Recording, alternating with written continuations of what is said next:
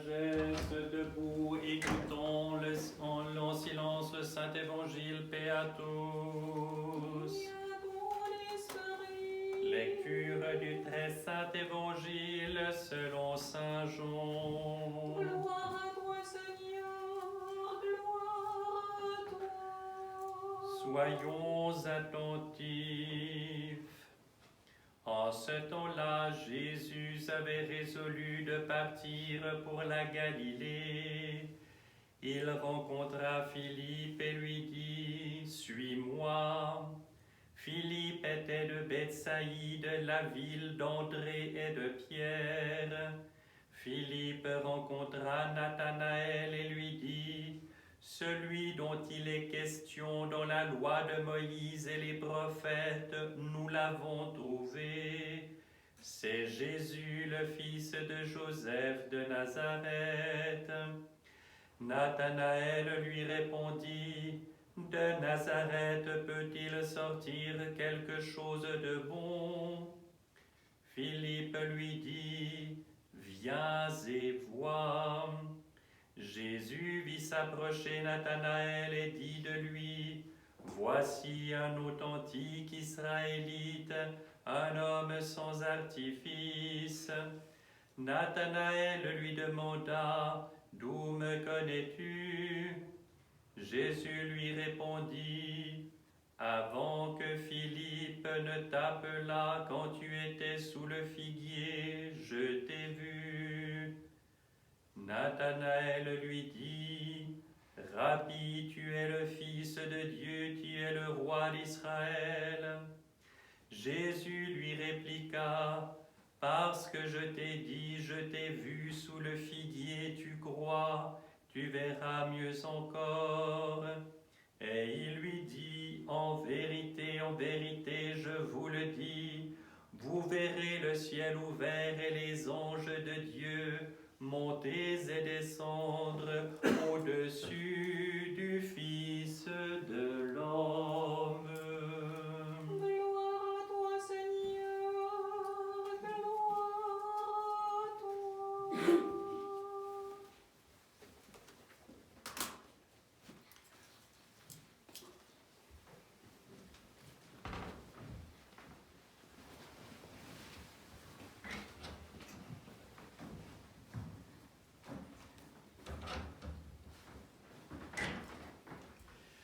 Au nom du Père et du Fils et du Saint-Esprit, ainsi soit-il. Chers frères et sœurs, nous voilà arrivés au terme de la première semaine du Grand Carême et nous avons essayé, dans les circonstances qui nous sont particulières, chacun à notre mesure, selon nos forces, d'accomplir ce choix pour Dieu, cette remise à l'heure, si vous voulez, de nos pendules spirituelles, c'est-à-dire de tout recentrer sur le Christ.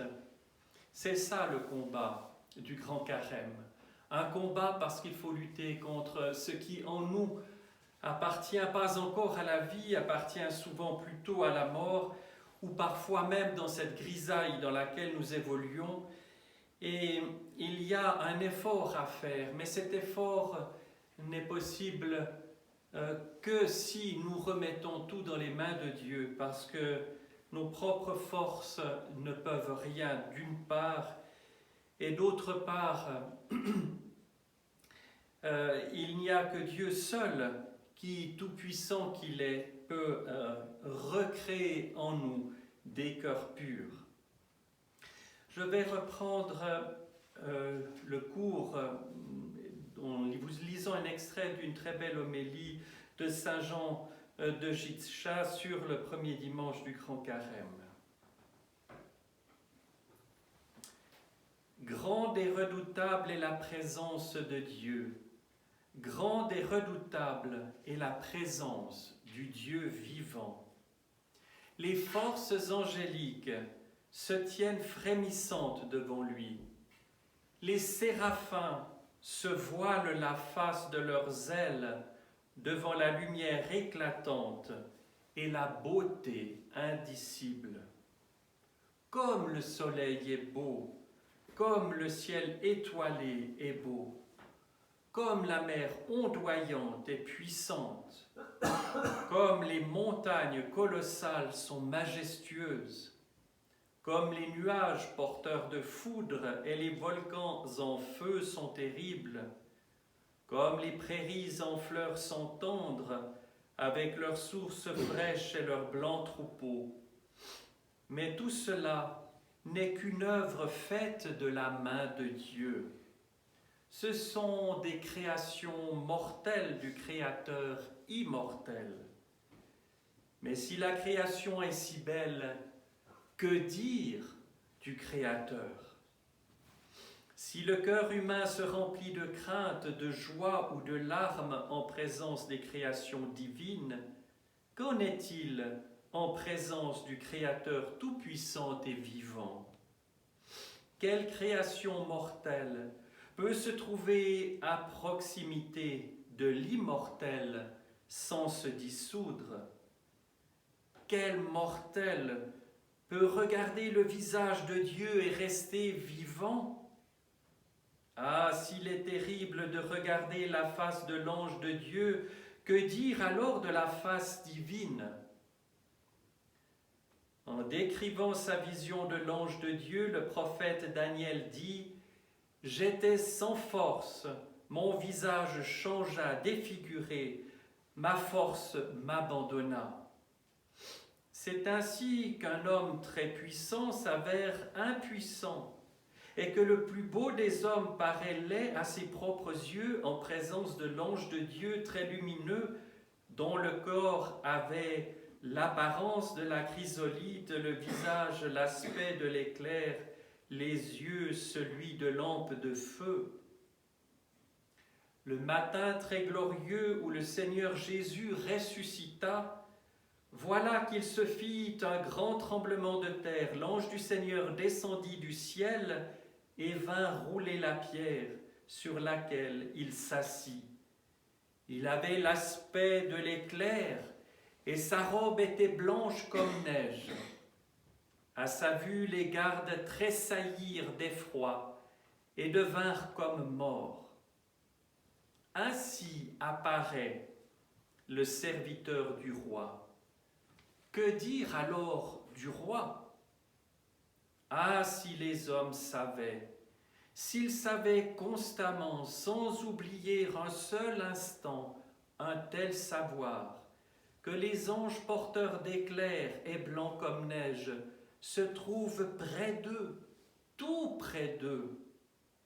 Ce savoir qui correspondait à une vision chez les prophètes et tous les hommes doués de discernement, rendait ceux-ci extrêmement doux et sereins devant le monde céleste, mais déterminés et en colère à l'égard des pécheurs non repentis et aveuglés.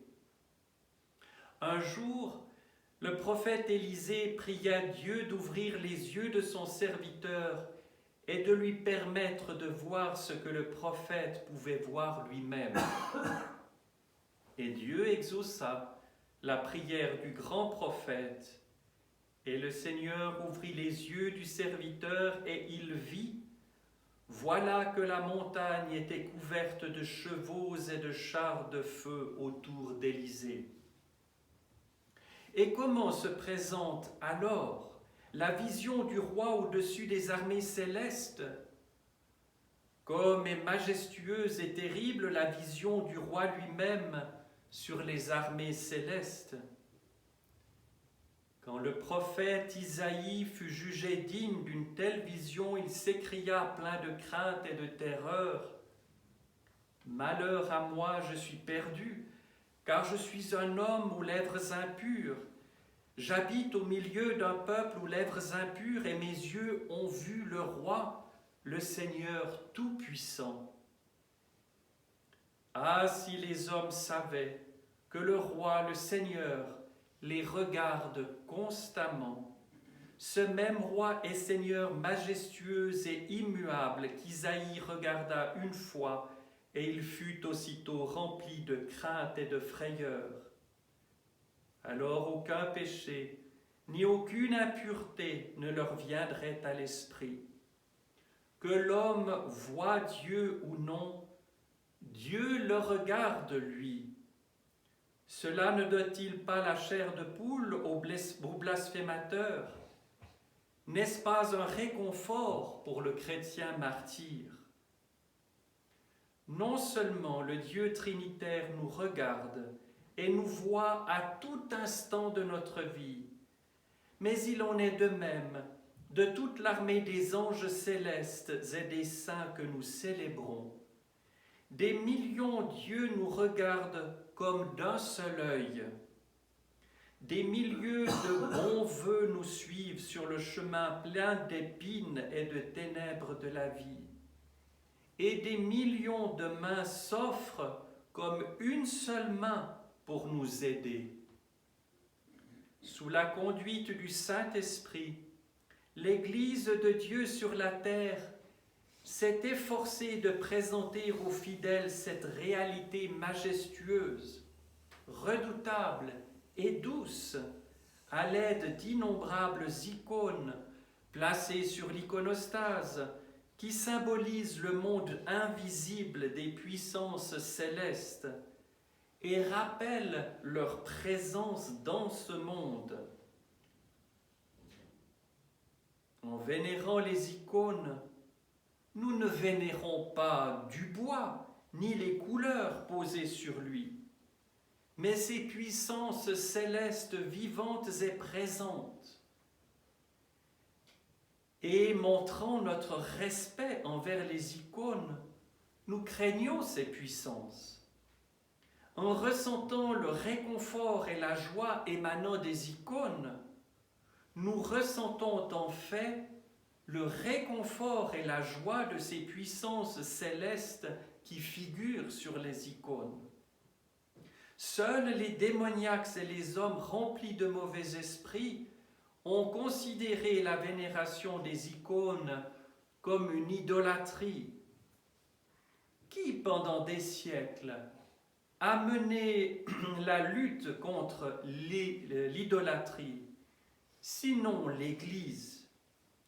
Qui d'autre a donné des millions de victimes dans cette lutte victorieuse avec les martyrs?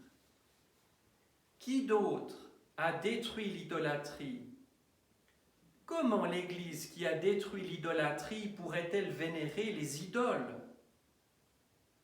Un tel persiflage contre l'Église de Dieu a été initié par des hérétiques impurs qui raisonnaient avec leur sens et non de façon spirituelle. Du fait de la brutalité de leurs réflexions, ils étaient incapables de distinguer la vénération des icônes de l'idolâtrie.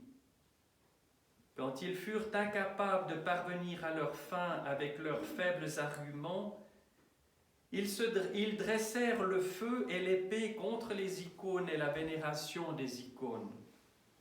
Ils brûlaient les icônes dans le feu et transperçaient à l'épée les fidèles orthodoxes.